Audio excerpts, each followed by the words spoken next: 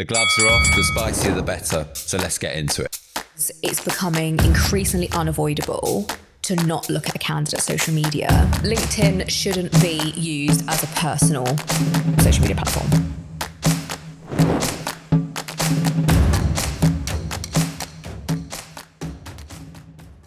Delighted to welcome the wonderful Olivia Williams, Employer Brand Manager of Dunelm.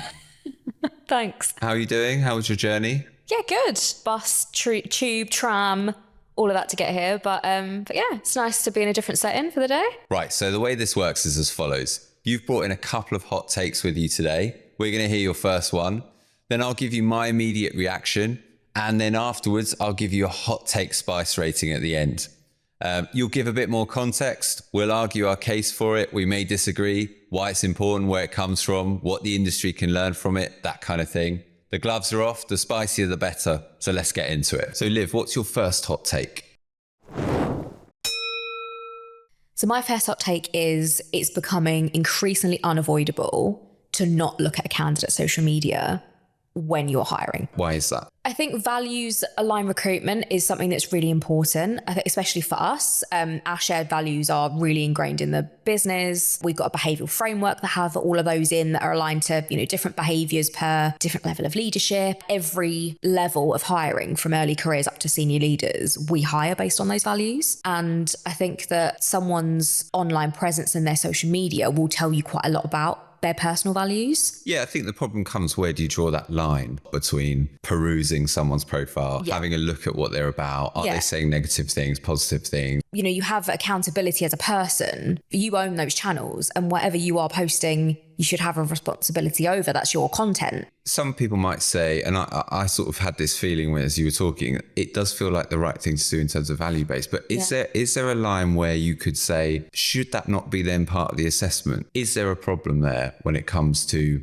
looking at people's profiles? Where do you draw that line of what's just a quick browse, a quick snoop over to, right, we're actually not going to hire this person because of one thing that they may have said 8 or 9 years ago? And I think it is a bit of a grey area. How far does it go? Because it's just natural curiosity. Like, I feel like we've all probably stalked someone on social media at some point. And I think, when people are coming into the business, they say someone new is joining, first thing I'll do is look on their LinkedIn and go, where have they been before? What are they like? There are lots of assessment ATS systems where you apply for a job, you put in your CV, and you might put a link to your LinkedIn. That's what the candidate has given you permission to look at. The fact that if a hiring manager was to go around and say, right, let's have a quick look at their Facebook and see if their values align, that doesn't feel like something that they've given you permission to do. Yeah. Naturally, we all want to do that. No, I think you're right. But I also think if you have a platform that is public, you have to expect people to look at it that you don't know. Just because you're not putting your Instagram handle into your job application doesn't mean that someone somewhere isn't going to look at it. We have a responsibility as brand leaders and managers to say, right, how can we make sure the best people are applying and the people that aren't going to be right aren't applying? And that comes through in the content we produce, in the way we talk about ourselves, and the deep dives that we have on our social channels through the people that work at those organizations. I think there's too much bureaucracy when it comes to social strategy. I think there's too many people involved. I think we can't be reactive enough. And I think what that leads to is the same. And I think that happens because of the bureaucracy around social strategy. Yes, but there is a lot that we have to protect. There's a lot that we've worked really hard for in terms of creating a brand, a perception. And I think there has to be a level of checking and having different opinions to an extent to ensure that it is representing the brand in the way that we want it to. And why is that different for you from a consumer brand? So if, for example, the Super Bowl's coming up, a consumer brand can be all over that. You can get any brand that somehow has a vague red thread to the Super Bowl, and they will do a post that's related. They're not even an official sponsor. In employer brand, it feels quite slow to react. And actually, when we're thinking about future employees or current employees, they're just people. They're people that want us to respond, whether it's through education, humor, whether it's just a bit of inspiration. They want to see us have a viewpoint or a funny take on something. Why can't we do that in employer brand? from my perspective, it's more that we don't have the resource and the budget that the consumer brand departments have. We know as employer brand professionals, it's quite frustrating a lot of the time.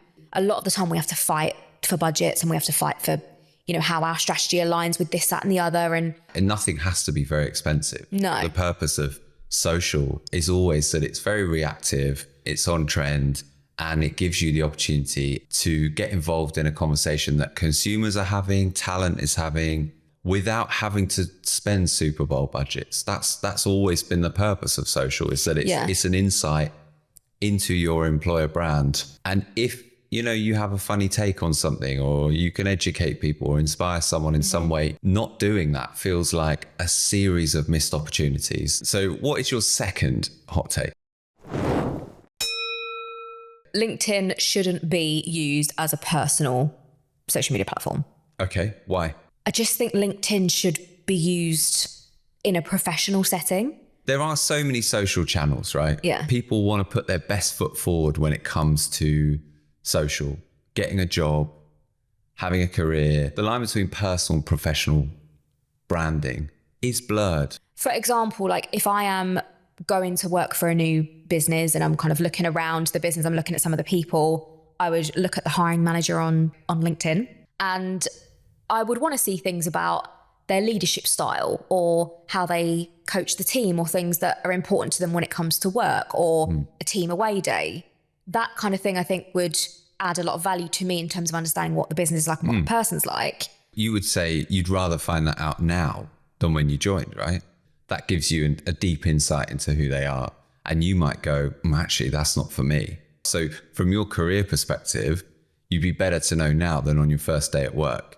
Yeah. And it's I want to kind of know what I'm signing up for to an extent. Yeah. But I think it's more important when it comes from, like, as we say, from an employer brand perspective, is our colleagues and employees talking about what it's like to work here is far more powerful than us as a corporate business talking about that. Maybe it's personal preference for me that I find that quite invasive. And if, like, for example, I might post today about that we've been doing this, it's related to work, but I'm going to go and have lunch afterwards. I'm not going to post about that. It just feels like it's becoming another platform that I am scrolling to find what I actually want. So if I started posting cringe stuff, would you unfollow me? Would it get to that? No, I feel like that's too far, like unconnecting. Politically awkward because we speak sometimes and then I might realise and it might become uncomfortable. Yeah, and it just says that I'm like a second connection and not first. And like, she's blocked me. I would assume it was as a result of this podcast. Yes, yeah. So we've been talking a lot about Facebook.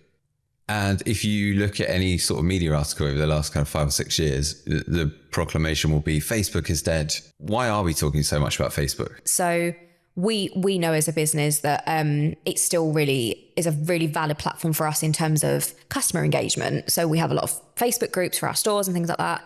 So we also know that customers are there, but also a lot of our colleagues still use it. It's still a channel that's on there that is getting content that's not necessarily repurposed. It's actually for that channel. And I think it does depend on the business. It depends on what you're talking about. Where we have a multi-generational workforce now, we can't discount, we talk about Gen Z a lot and we talk about early careers a lot. There's 5 generations in the workforce and everyone is going to communicate in a different way, have different preferences, have different things that they need from us when it comes to work, but also want to express themselves in different ways. We have to take into consideration all of those platforms. It's about choosing the right channel for the message, but also thinking about all the audiences at the same time. So our final hot take. I think there's a huge creative drought when it comes to social and employer brand. We are very sometimes stale. We see a lot of stale content out there. It's somebody talking about why their company's a great place to work. I don't think that's very interesting. I think we've lost the idea of a big idea now. I don't think there are big campaigns that happen. I think it's all become very tactical, very micro.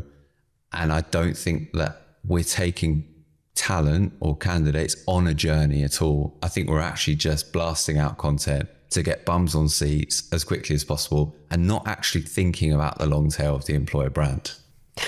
That was a lot, wasn't it? It was a lot. Yeah, I agree. It does feel like there's like content fatigue a little bit. I mean, we've done talking heads for years and years and years. Talking heads will never give you a deep dive into what's like in an organization. it will never really give you a viewpoint on, is this the right place or the wrong place for me to apply to? Yeah. Should I be aspirationally wanting to join this sector or not? I think that's where the campaign and the big idea gives you the ability and gives the candidate the ability to go into things in more detail. And then ultimately that gives you a better experience because you're then getting more candidates coming through that are more appropriate. They know what they're signing up for. They're more likely to fit in. It's so difficult as employer brand people. We're constantly looking for what's the USP of our business? Why should they join here and not the business next door? And I think things like generic content that everybody does, it doesn't give you any point of difference. How are you going to remember that business to be like, that was really interesting. That really stuck with me, or that really surprised me about them actually. Everything's going to feel the same. It's that longer lead generation, isn't it? It's not always, I'm looking for a job right now. It's sometimes creating that like affinity over time, and things like that are going to stick in your head and are going to be a bit. Yeah. And for most passive candidates, moving jobs is a massive deal. Yeah. It's like getting a mortgage or buying a car or something like that. It's a huge thing. People aren't always ready to do it when the brand is ready. They're ready when they're ready and it suits their life and so on. So giving people this big concept to wrap their head around gives people a much greater opportunity to go, right, that brand is now front of mind. So when that opportunity comes around for me, that suits me as the candidate, they are going to be front of mind and I'll think about them. And I don't think we'd be doing any sort of injustice to say that, you know, AI has had a massive role in that creativity drought. You know, it's very easy nowadays to go onto the chat GPTs of this world, make a decision to put a quick prompt in, and use a few generic ideas that come off there. And it's a starting point a lot of the time. Yeah, but it has to be a starting point. Yeah. Like it can't be, I did that, I asked it a couple more questions, and then that's good enough. Because that's good enough leads to that fatigue that you're talking about, when nothing feels any different from anything else. Okay, so we've had our 4 hot takes now. So I think now it's time to rank them. Right, so I would say there's probably 2 medium takes, 1 hot and 1 extra hot. I think your first hot take when it comes to candidates' social profiles, I think that's extra hot. I think that's pretty spicy. Yeah, that's pretty spicy. And it's a pilot episode, first hot take, extra hot. Yeah. I think mine around sort of social bureaucracy, I think that's pretty medium. I think that's a problem we see a lot, a challenge. I think your second hot take around LinkedIn and in the blur of personal branding, I'd say that's probably medium. I think it's a relatable topic. And it's interesting to talk about, but I'll never change what I post. And I think my second hot take around sort of creative drought, I'd say that's quite hot. I feel like that might sort of rile a couple of people up, but I would say that's a pretty hot take. So I think overall we've got 2 mediums, a hot and an extra hot. And on this occasion, Olivia Williams, you've won. Great. We don't need to do any more. Well, thank you so much, Liv, for taking part in the first episode. We do appreciate you bringing your hot takes along. Like we said, you are the champion of today. So thank you so much. And we'll see you soon. Thanks. I'm going to go and have a glass of milk now because my hot take was so spicy.